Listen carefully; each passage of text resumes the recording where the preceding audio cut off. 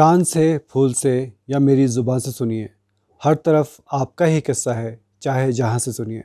नमस्कार, मैं हूँ खुर्शीद हुसैन और आप देख रहे हैं हमारी सीरीज़ अलग हटके।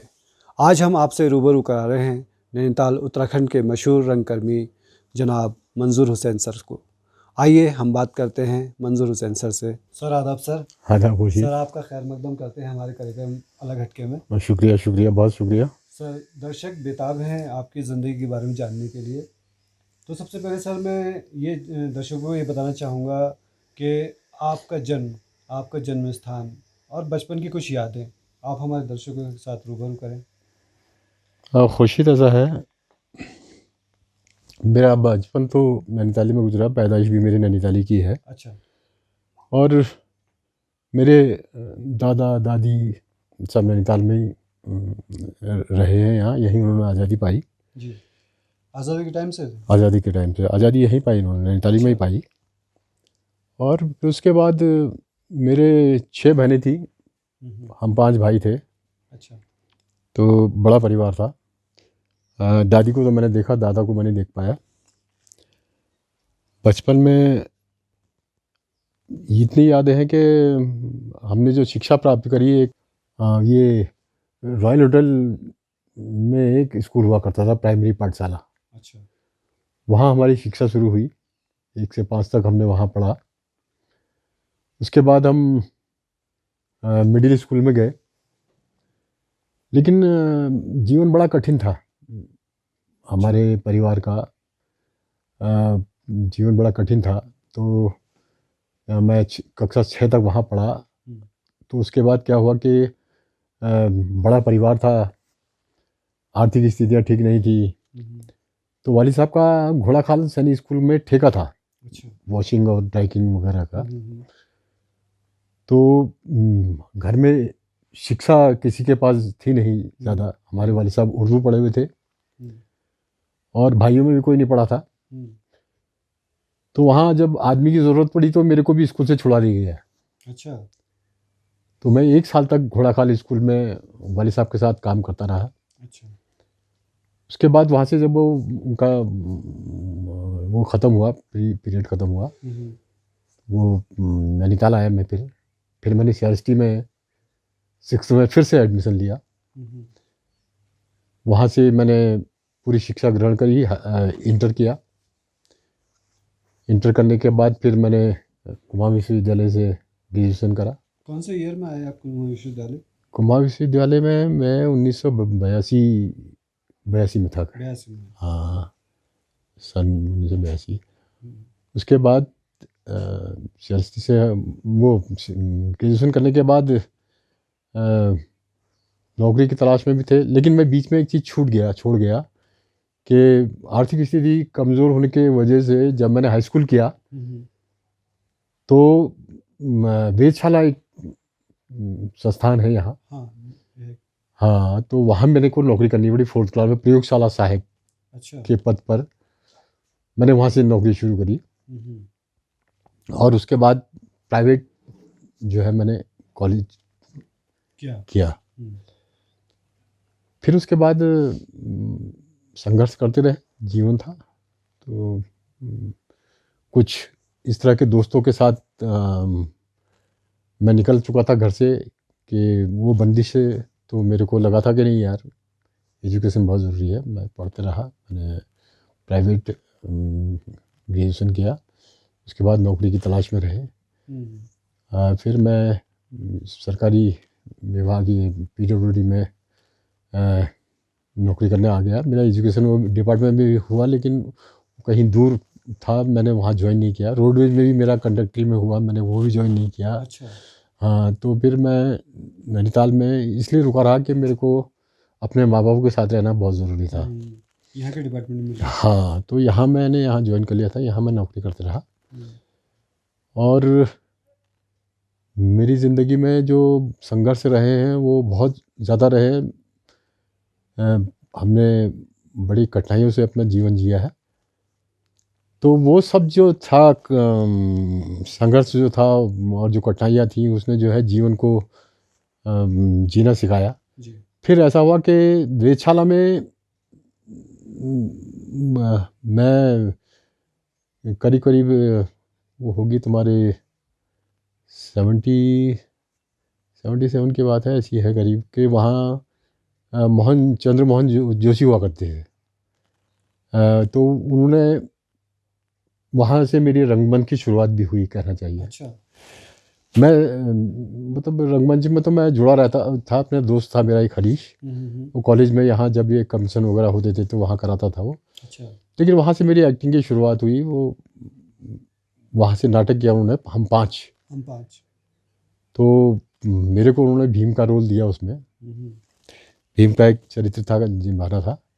मैंने किया तो उन्होंने बड़ी तारीफ़ करी। वो तारीफ़ ने मेरे को थोड़ा सा उत्साह दिया, और उन्होंने फिर एक दूसरा नाटक किया विकल्प, उसमें भी उन्होंने मेरे को रोल दिया। अच्छा। मैंने वो भी किया।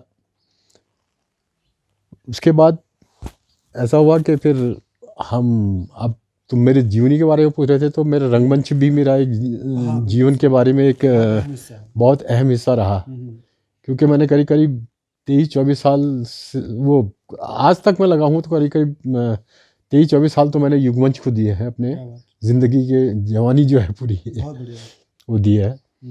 तो वो विकल्प किया। तो फिर उसके बाद अचानक ऐसा हुआ कि हमारे मित्र थे दीप पंत, श्री दीप पंत, जो ऑब्जर्वेटरी में ही थे, कंप्यूटर प्रोग्रामर। अच्छा।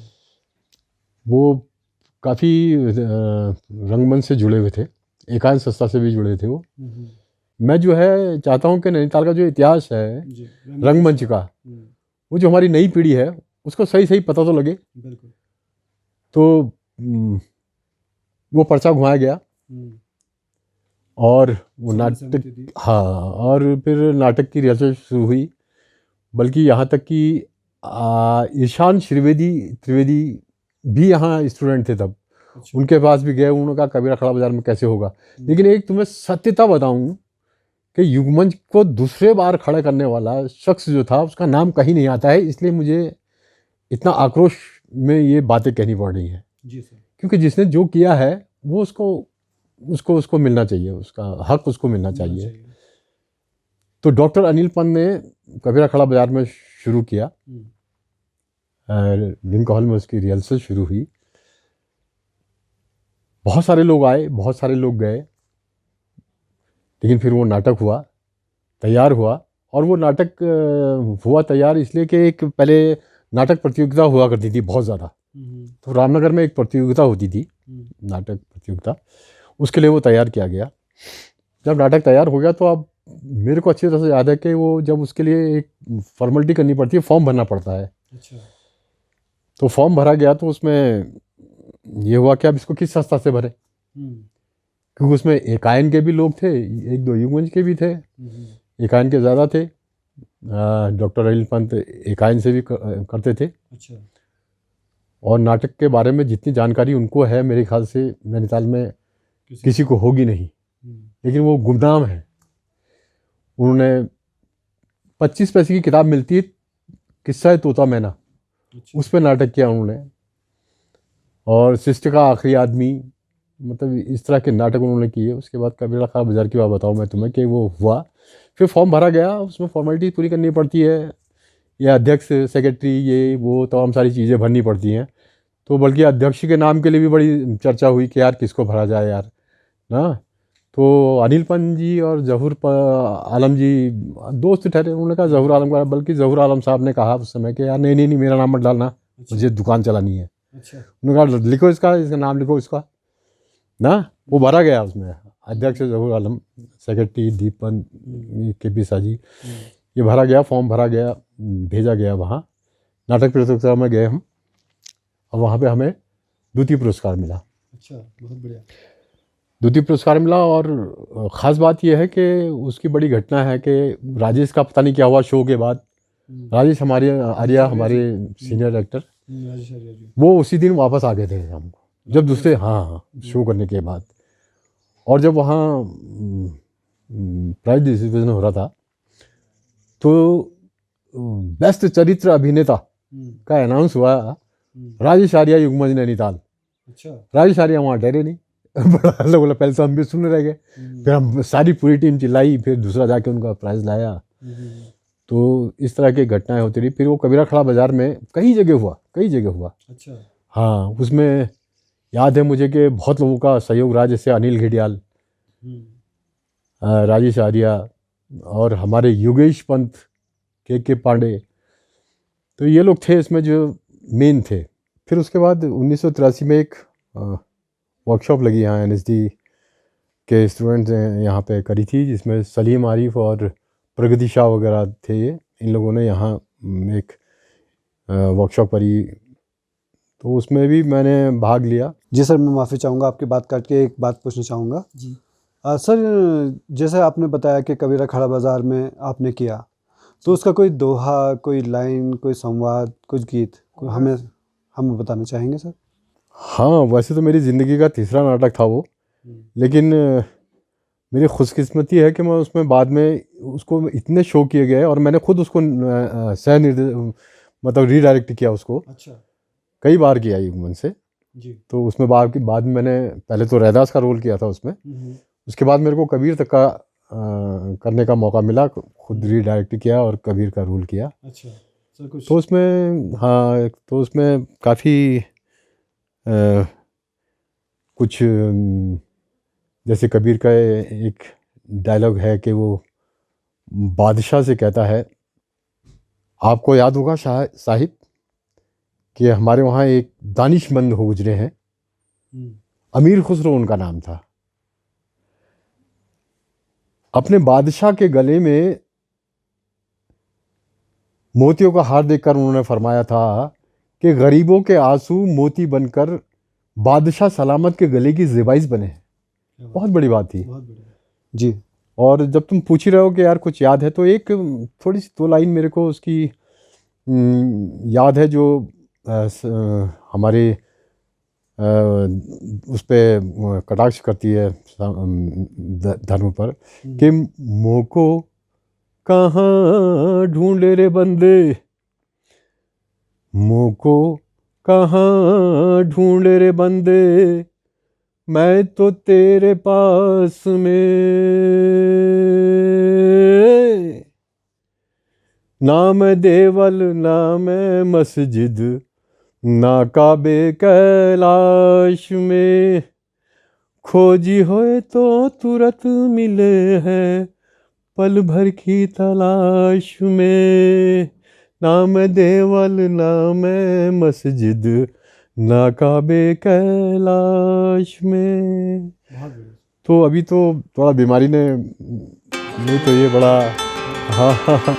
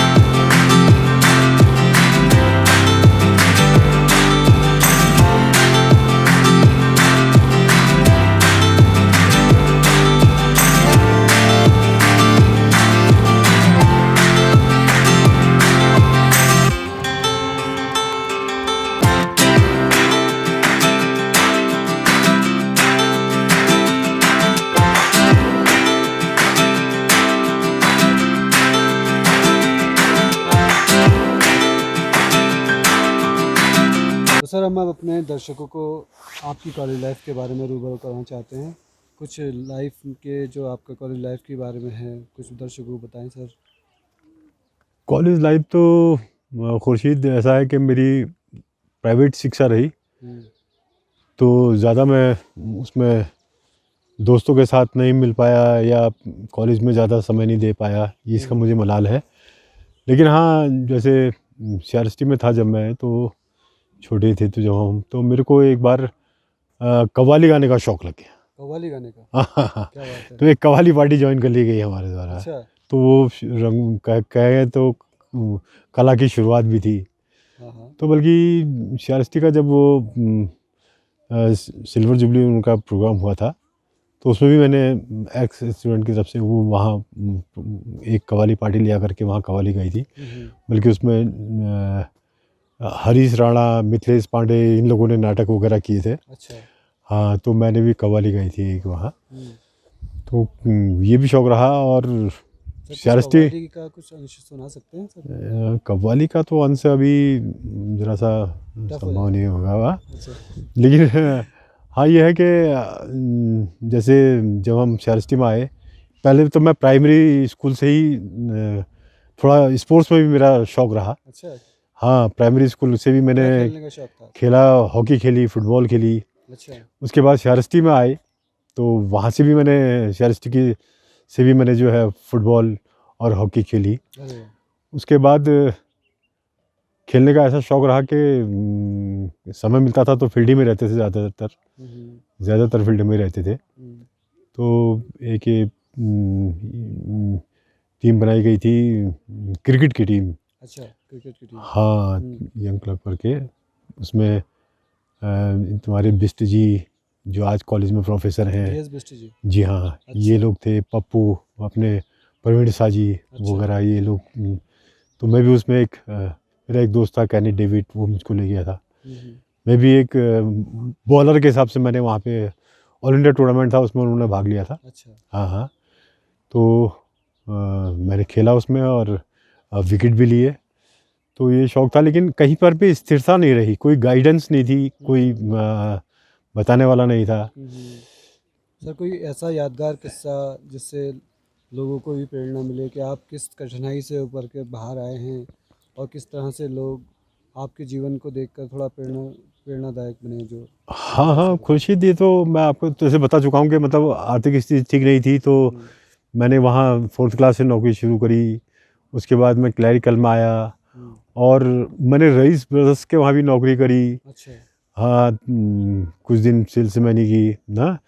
तो ये घटनाएं रहीं और ज़िंदगी में बहुत सारी चीज़ें हैं जो अभी याद नहीं आ पा रही हैं।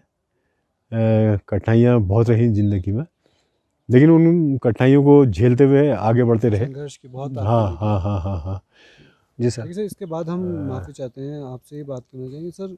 जैसे आपका फिर उसके बाद शादी कौन सी एज में हो गई और क्या मैरिज लव मैरिज थी या अरेंज मैरिज थी? कुछ हमारे दर्शक। हाँ, ये तुम्हारा बड़ा अच्छा सवाल है कि मेरे होता क्या है कि ये होता है कि पहले ये होता था कि जल्दी से शादी कर दो और बच्चे को घेर दो।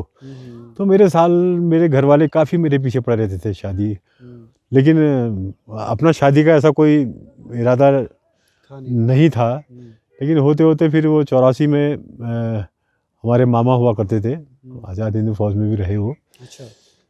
तो वो जा कर के बरेली, मेरी वाइफ जो है भी यहाँ, ये ना, मेरे को इससे पहले भी कोई लड़कियाँ दिखाई गई। अच्छा। मेरे कहा वहाँ जाओ, मुझको ले आते थे।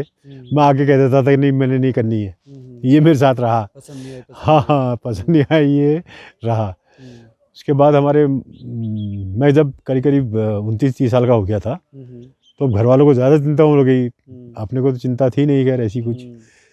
तो हमारे मामा जो थे, उन्होंने हमारे वालिद साहब को लेकर के बरेली गए और उन्होंने ये जो हमारी वाइफ है, हाँ, इनके वालिद साहब इमाम हुआ करते थे। तो वहाँ से इन्होंने बात, अरेंज मैरिज थी, की कर दी और इन्होंने तय कर दिया और मुझसे कहा कि तो करनी है। फिर फंस गए हमने कहा अब तो बचते नहीं हैं। आपने देखा भी नहीं था? देखा भी नहीं था। तो बस फिर शादी हो गई। शादी हुई तो फिर करीब 86 में मेरी शादी हुई। अच्छा। तो घर में जगह कम होने की वजह से मेरे छोटे भाई की शादी होनी थी, तो फिर मैं कमरा छोड़ के मैंने सरकारी कमरा अलॉट कराया, जहाँ मैं करीब 20-22 साल तलीताल रहा और वहीं से सब कुछ ये गतिविधियाँ चलती रही। नैनीताल में रंगमंच में भी मैं, हाँ, मैं तुम्हें ये बताना भूल गया कि फिर फील्ड में भी रहे, खेला भी, सब कुछ करा। लेकिन फिर हम जो है ज़िंदगी में ऐसा मोड़ आया कि हम रंगमंच की ओर मुड़ गए।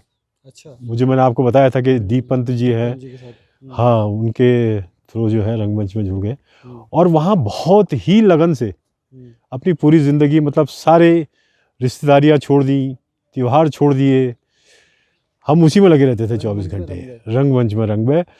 और रंगमंच में भी ये नहीं था कि हीरो बनना है या कहीं उससे रोज़गार कमाना है, ऐसा नहीं था। रोज़गार था, लेकिन नुक्कड़ नाटक वगैरह करते थे तो उसने हमारी मानसिकता बदल दी। अच्छा।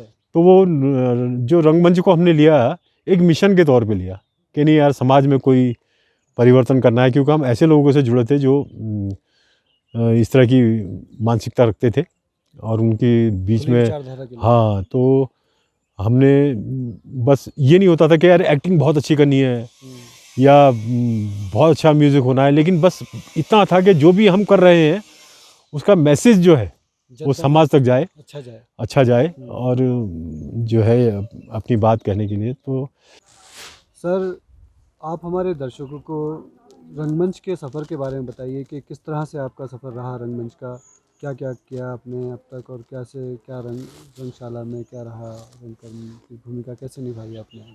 हाँ खुर्शीद, अब रंगमंच की बात तो अब आई है, लेकिन मैं पहले भूल गया। बचपन के बारे में मेरे से पूछा गया था, लेकिन नहीं, वो मैं तो पहले आपके रग रग में रंगमंच है तो हाँ इसलिए हाँ आप हाँ हाँ तो तो हुआ ये था कि मैं आपको बताया था कि कैसे शुरुआत हुई, कबीरा खड़ा बाज़ार में हुआ। फिर उसके बाद एक वर्कशॉप हुई, वो ज्वाइन करी। जी। फिर उसके बाद एक नाटक होता है युगमन से, इडिपस, सोफोक्लिस द्वारा लिखा है। इडिपस। हाँ, इडिपस, और जिसको कराया था डॉक्टर अनिल पंत ने। वो नाटक इतना चर्चित रहा कि मतलब मैंने कभी हाउसफुल का बोर्ड नहीं देखा किसी भी नाटक के शो में। उसमें हाउसफुल हो गया था। लेकिन उसमें हाउसफुल का बोर्ड लगाना पड़ा हमें नैनीताल शैले हॉल में। अच्छा। इतनी भीड़ इकट्ठा हो गई थी कि हो जाती थी उसमें, और वो इतना परफेक्ट हो गया था कि जैसे बटन दबाया टेप रिकॉर्डर का और शुरू हो गया, ये हाल था। हम जहाँ भी कंपटीशन में जाते थे वो फर्स्ट प्राइज लेके आता था, फर्स्ट प्राइज लेके आता था। आज तुम्हें पता लग रहा होगा कि अनिल पंत भी कोई शख्स थे, इस तरह का नाटक उन्होंने करवाया था। तो हम बरेली, रायबरेली गए, हल्द्वानी किया, दिल्ली उसके शो किए, नैनीताल उसके शो किए, रामनगर उसका शो किया। तो बहुत काफ़ी चर्चित रहा वो नाटक। और उस नाटक से निकले हुए इद्रीस मलिक NSD में गए उसी के बाद। उसके बाद हाँ, बल्कि वो खुद बोलते हैं कि यार जब मेरे को वहाँ NSD में मेरा इंटरव्यू हुआ तो ग्रीक थिएटर पे उन्होंने क्वेश्चन कर लिया, और मैं, क्योंकि अनिल पंत ने, डॉक्टर अनिल पंत ऐसे शख्स थे कि बहुत जानकार आदमी थे। उन्होंने पहले सीधे थिएटर नहीं करवाया, ये भी अनिल पंत का था पहले। हाँ, ये अनिल पंत का था। उन्होंने पहले पूरा ग्रीक थिएटर पढ़ाया, अच्छा, बताया, उसके बाद नाटक करवाया। क्या बात। तो वो फ़ायदा जो था, कभी इद्रीस मलिक से पूछिएगा, उनको मिला NSD के इंटरव्यू में। तो एडिपस हुआ। फिर उसके बाद जो तुम्हारे ये इद्रीस मलिक ने करवाया चांदी का जूता, फिर हैमलेट, खड़िया का घेरा, ये इद्रीस मलिक ने कराया। फिर हमारे निर्मल पांडे ने करवाए उसमें तुम्हारे सराय की मालकिन, अनारो, और अजो वफॉल, जिल लाहौर नहीं देखिया, ये सब निर्मल पांडे के कराए हुए थे। हाँ, तो उसमें और भी लोगों का बड़ा शाही हो गया, जैसे राजीव कटियार थे, उन्होंने करवाया था एक नाटक, ललित तिवारी जी ने करवाया था एक नाटक, और हमारे हरीश राणा हैं, भुवन हैं। जी सर। तो ये ऐसे लोग, ऐसे शख्स थे ये कि बिल्कुल जुझारू लोग लगे रहते थे। हमारे योगेश पंत हो गया, मैं बहुत से नाम, के पांडे हो गया, दीप पंत हो गए, ये लगातार लोग लगे रहते थे ये लोग। तो इनके बीच में नाटक हुए, और नाटक तो बहुत सारे और भी, बहुत लंबी फहरिस्त है। ज्ञान प्रकाश, सुमन वैद, ये लोग आए, इन्होंने भी किया। और तुम्हारे दुआओं से करीब करीब 1990 में मेरे को भी मौका मिला कि एक निर्देशन किया जाए, तो मैंने भी जो है एक नाटक पोस्टर करवाया। पोस्टर, हाँ, उसके बाद 96 में या 97 में मैंने तुम्हारे महर ठाकुरवा गांव, हमारे भट्रोही जी, अच्छा, डॉक्टर भट्रोही जी का उपन्यास, हाँ, उनका उपन्यास मंचित किया मैंने। और 97 में करीब हरीश राणा ने, फिर वो प्रेम सिंह मेहरा जी का एक उपन्यास था, उस पर बेगार नाटक किया। ये नाटक अपने आप में उपलब्धियां हैं, इनका कहीं जिक्र नहीं होता है क्योंकि ये रेडीमेड नाटक नहीं थे, ये उपन्यास थे और इनको जो है नाट्य शक्ल में दे करके, और ये सब पूरे कुमाऊनी फोक पर जो है आधारित थे, इनका कहीं जिक्र नहीं आता है। नाटक जारी है, ये हुआ। और तुम्हारे फिर मेरे को एक मौका मिला कि मेरे को ये हमारी जो परंपरा है रामलीला की नैनीताल की परंपरा है, हम भी बहुत देखा करते थे रामलीला, कभी 7 नंबर, कभी मलीताल, कभी सुगाताल, अपने दोस्तों के साथ जाया करते थे, नाटक रामलीला देखा करते थे। रामलीला करने का मौका नहीं मिला? रामलीला करने का मौका नहीं मिला, लेकिन रामलीला कराने का मौका मिला। अच्छा। हाँ, तो मेरे को युगमंच से मैंने नारद मोह और श्रवण कुमार करवाया। अच्छा। लेकिन मेरी बदकिस्मती है कि उसमें नाटक में निर्देशन का नाम किसी और का है। अरे जबकि करवाया आपने? करवाया मैंने थे, दोनों मैंने करवाए थे। बल्कि उसमें सहयोग प्रमोद साथ थे, उनका काफ़ी रहा था मेरे को उसमें। जी सर। हाँ, वो रंगमंच का इतिहास तो ये रहा कि फिर 1993 में एक वर्कशॉप लगी यहाँ NSD की, गहन वर्कशॉप। तो मैं तो सरकारी नौकर था, तो मैं कर नहीं पा रहा था, मैंने मना कर दिया था कि मैं नहीं ज्वाइन करूँगा। लेकिन निर्मल पांडे ने कहा नहीं तुम्हें छुट्टी लेनी पड़ेगी और तुम्हें करना पड़ेगा। बल्कि वो उसने एप्लीकेशन लिखी अपने हाथ से और इसमें साइन कर कहा। अच्छा। निर्मल ने, मैंने खाली साइन किया, उसने किया, फिर मेरे को छुट्टी लेनी पड़ी 1 महीने की। मैंने वो वर्कशॉप भी ज्वाइन करी और वो वर्कशॉप से काफ़ी कुछ सीखने को मिला। अच्छा। वो वर्कशॉप बहुत बड़ी वर्कशॉप थी, वो आज भी याद की जाती है NSD में। उसमें मेरे ख्याल से NSD के एक से एक महान धुरंधर लोग आए थे, जिसमें 2 नाटक हुए थे। एक था तुम्हारे अंधायुक, जो आज जो NSD के डायरेक्टर हैं सुरेश शर्मा जी, उनके निर्देशन में हुआ था। एक हुआ था खूबसूरत बला। अच्छा। जो देवराज अंकुर जी के निर्देशन में हुआ था। खूबसूरत बला। हाँ, उसमें म्यूज़िक था खूबसूरत बला में बाबा कारन जी का। अच्छा। हाँ, तो ऐसे महान लोगों के साथ काम किया तो थोड़ा बहुत सीखने को मिला और उससे काफ़ी हमें रंगमंच की दिशा पता लगी, क्या होता है, कैसे होता है। जी सर। क्योंकि मैं ये चीज़ बहुत अच्छे से झेल चुका हूँ। तुम मेरे से संघर्ष पूछ रहे थे मेरी ज़िंदगी में बचपन के, लेकिन मैं तुम्हें थिएटर के संघर्ष बताता हूँ। जी सर, बताइए। जैसे अनारो है नाटक, उसमें मेन रोल जो है राजेश आर्या करा करते थे। अच्छा। तो एक बार उसका बरेली शो होना था, तो अचानक उनका कोई पारिवारिक परिस्थिति ऐसी हो गई कि वो उन्हें 7-8 दिन रह गए थे। वो कहने लगे मैं उपलब्ध नहीं हूँ, मैं नहीं कर पाऊँगा। तो निर्मल ने मुझसे कहा कि यार कैसे भी करो, तुम करो यार। नंदलाल का उसमें एक मेन कैरेक्टर था। अच्छा। तो जहाँ पे गाड़ी अटकी मंजूर से मैंने किया, मतलब जहाँ पे गाड़ी अटकी की बात बता रहा हूँ, वहाँ पे 2-3 एक किस्से बताता हूँ मैं तुम्हें।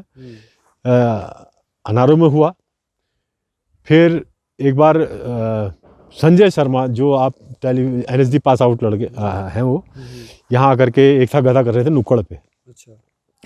उसमें भी राजेश आर्या नवाब का रोल कर रहे थे और पता नहीं क्या परिस्थिति हुई, 8-9 दिन गुजर चुके थे, रह गए थे बचे हुए।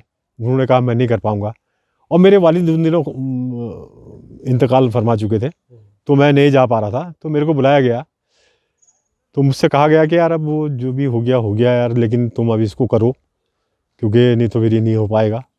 हाँ, मैंने कहा भाई मैं तो, हाँ, मैं तुम्हें एक चीज़ और बताऊं कि एक बार ATI में होना था, कबीरा खड़ा बाजार में। अच्छा, ATI। और हाँ, हम रिहर्सल करके आए।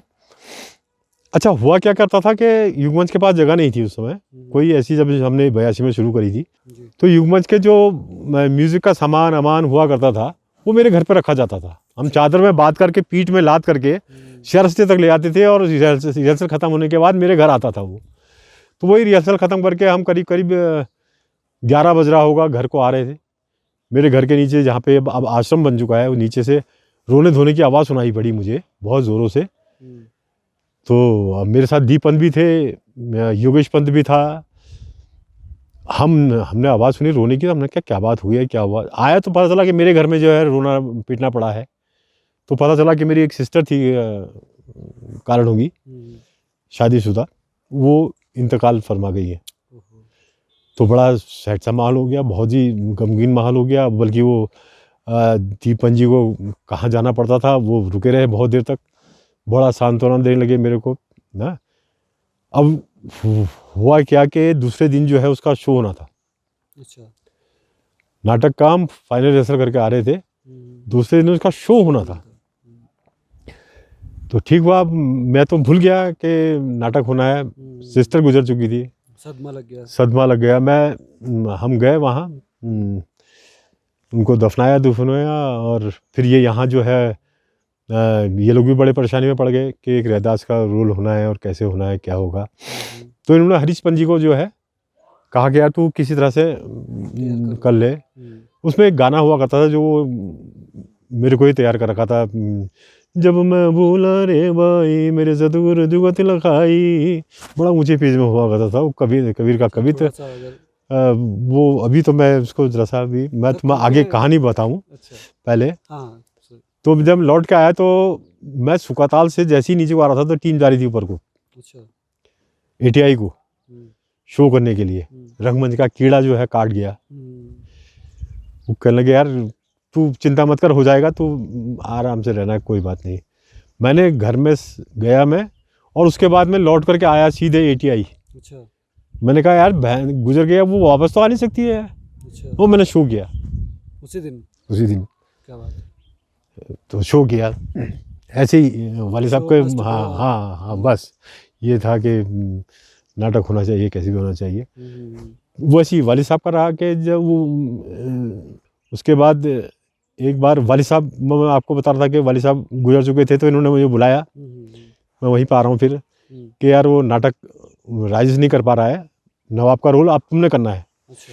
ठीक है, हमने ले लिया रिस्क भाई, करना था, क्या करना था। फिर जैसे तैसे नवाब का रोल तैयार किया। मतलब ये तो देखा नहीं कि एक्टिंग कैसी हो रही, लाइनें याद कर ली। कितने समय में? करीब 8-9 दिन, हाँ ऐसी था। और नवाब का रोल काफ़ी बहुत बड़ा रोल था वो। अच्छा, तीसरा किस्सा फिर बताऊं तुम्हें जी। एक बार पौड़ी होना था बड़ा साहब, जगमोहन जोशी मंटू ने करवाया था वो, बहुत खूबसूरत नाटक। बड़ा साहब उसमें DM का रोल होना जो है हमारे सोनू बिष्ट क्या करते थे। तो सोनू बिष्ट का भी कोई मकान बन रहा था, और या जो भी प्रॉब्लम थी उनकी, क्या हुआ क्या नहीं हुआ, उन्होंने मना कर दिया। और उसमें भी जो है 7-8 दिन का ही टाइम था बकाया। आपको दिया गया फिर बुलाया गया, मंजूर हुसैन नहीं आप ही कर सकते हो। बल्कि मैंने कहा जितेन से करवा लो, क्योंकि जितेन और मैं एक बार उसको रिहर्सल कर रहे थे, तो DM का रोल जितेन कर रहा था, उन्हें काफ़ी याद था। अच्छा। जरूर। उन्होंने कहा नहीं यार मैं तो नहीं कर पाऊँगा, जबकि मेरे को कुछ याद ही नहीं था। तो मेरे से कहा गया नहीं मंजूर हुसैन जी आप ही करोगे, आप ही कर सकते हो, ये है वो है। मेरे सर पे थोप दिया गया, और मैंने वो चैलेंज भी स्वीकार किया। सब लोग एंजॉय करते जा रहे थे गाड़ी में पौड़ी को, और मैं अपने स्क्रिप्ट में मग्न था, बिल्कुल उसी में लगा हुआ था। और ऊपर वाले की दुआ से चाहे एक्टिंग जैसी भी हुई हो, लेकिन वो नाटक को जो है निभा दिया और शो किया। तो इस तरह की घटनाएं बहुत हुई हैं ना। अभी एक घटना और थी कि निर्मल पांडे ने नाटक करवाया था अजवा फॉल। वो मुक्त सरोवर के हंस उपन्यास था तुम्हारे अपने मटियानी जी का। तो बहुत बड़ा मोटा उपन्यास है, कभी देखोगे। तो निर्मल ने उसमें जो एक्ट वाला पार्ट है उठा लिया, बाकी सूत्रधार वाला उसने कहा तू याद कर ले। अब हम नए हमें इतना तो अंदाज था नहीं, हमने रट दिया जी। वो बहुत लंबी स्पीच है उसमें ना, सूत्रधार की।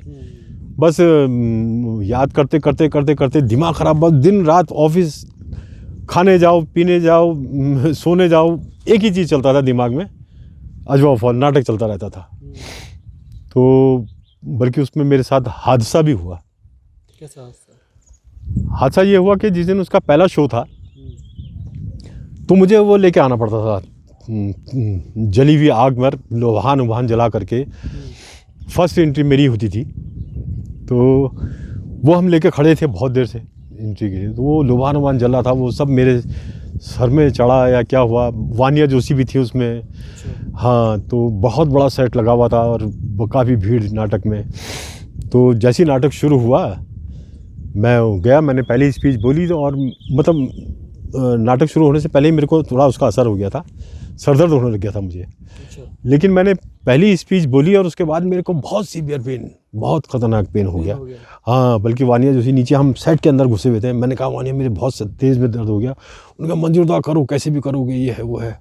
लेकिन मैंने बहुत कोशिश करी, लेकिन मैं बिल्कुल मेरी हालत ख़राब हो गई थी। मेरे को वैसे अस्पताल ले आया गया। उस दिन वो शो बंद हो गया। अच्छा। हाँ, तो वो बड़ा वैसा हादसा रहा, बड़ा मलाल है मुझे उसका।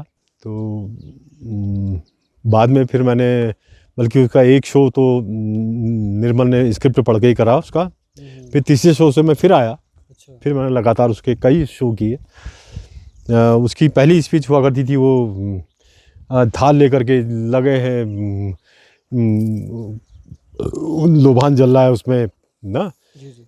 और पहली स्पीच थी उसकी वो, जागो रे जिन जागना, जब जागण की बाहर, फिर क्या जागे नान का, जब सोए पाँव पसार। क्या बात। धरती माता तुम्हारा ध्यान जगे, ऊंचे आकाश तुम्हारा ध्यान जगे, पूरब की कालिका, पश्चिम की मालिका, उत्तर की हिमला, दक्षिण की वैष्णवी माता तुम्हारा ध्यान जगे, कि राग के मनख्यों तुम्हारा ध्यान जगे, कि आज की रात इस पावन कथा बेला में हम तुम्हें जगाते हैं रे, कि राग के मनख्यों तुम्हारा ध्यान जगे, और उस शक्ति को शीश नवाते हैं कि जिसने इंड से पिंड और पिंड से ब्रह्मांड रचा दिया। क्या बात। क्या किया, क्या किया कि सुनहरे रुपैले नर्मदा गणों की सर्जना की, जिसका अंड फूटने से ब्रह्मांड की रचना हुई, जिसका आधा भाग ऊपरी नौखंडी आकाश बना, मध्य भाग से अमृत लोक बना, जिससे भाग से 3 ताल धरती बनी, और धरती पर राग का मनुष्य बना। आहा, राग की बात क्या, राग की करामात क्या, कि राग का मनुष्य लाग का भी है, कि राग का भी है, कि लाग का भी है, कि राग को भी लाग बना देता है और लाग को भी राग बना देता है। इसी तरह मेरी कथा के वीर कहलाने वाले 22 भाई वफौल, जो आप भी हो सकते हैं, आप भी हो सकते हैं, आप भी हो सकते हैं, और आप भी हो सकते हैं, कि इस धरती पे जन्म किया लिया, कि मनखी नाम ऊंचा माथ चौड़ा हो गया। और इसी तरह लाख को राख बनाने वाले और मनुष्य की राख उड़ाने वाले अधर्मी धड़ेबाज, जो अभी तक 26 बने बैठे थे मनखी मात्र के लिए, बोने से लगने लगे बफौलों के सामने। सो इसी बात से चारों धड़ेबाजों के, जो आप भी हो सकते हैं, आप भी हो सकते हैं, आप भी हो सकते हैं, आप भी हो सकते हैं, कि आपके हिये में चोट क्या लगी, कि छाती पे सांप लौटने लगे, कि षड्यंत्र रचने लगे बफौलों के विनाश का। इसीलिए कहता हूँ जागो रे जिन जागना, जब जागण की बाहर, और फिर क्या जागे नान का, जब सोए पाँव पसार। ये उसकी पहली स्पीच हुआ करती थी, जो अभी भी याद है मुझे। बहुत बढ़िया। तो ये यादें हैं बहुत खूबसूरत आज वफौल की। जी सर। सर, हमसे बात करने के लिए आपका हार्दिक आभार, बहुत बहुत शुक्रिया। तो आप थे नैनीताल की अजीमुशान शख्सियत रंगकर्मी श्री मंजूर हुसैन साहब। तो सर, हमारे कार्यक्रम का नाम अलग हटके चले।